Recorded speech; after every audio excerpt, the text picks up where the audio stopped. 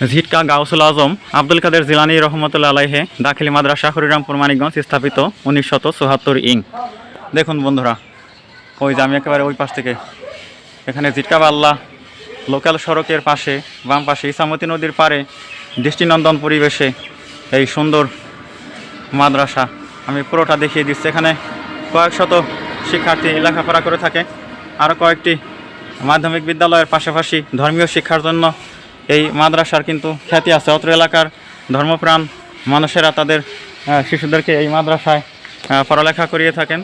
তারা আদর্শ মানুষের মতো মানুষ হয়ে থাকে এবং একজন ধর্মপ্রাণ ব্যক্তি হিসেবে পরবর্তীতে পেশা জীবনে মূল্যবান ভূমিকা রাখতে পারে। এখানে যারা পড়াশোনা করে তারা ওই যে ভিতরের কি লম্বাটে ভবন একেবারে ইসামতির কুল পর্যন্ত আমি দেখিয়ে দিচ্ছি। আর ভিতরে কিন্তু বড় স্পেস, খোলামেলা প্লেগ্রাউন্ড রয়েছে, গাছগাছালি সমৃদ্ধ একটা সুন্দর পরিবেশ সেখানে। এই যে এপাশের এই ভবনটা আমি দেখিয়ে দিচ্ছি। দেখুন বন্ধুরা, ধন্যবাদ আপনাদের।